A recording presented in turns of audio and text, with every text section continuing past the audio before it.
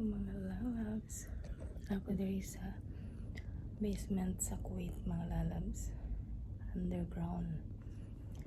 Kaya kung tang ipabagahin ng mga things diri sa Pilipinas kay sayang, pero perting mahal ang bayad.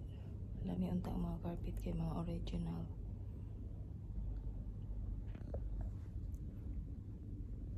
Yan, mga lalabs, so ito yung basement ng Kuwait home na wala nang gamit, kundi tambayan na lang ng mga gamit, tambakan.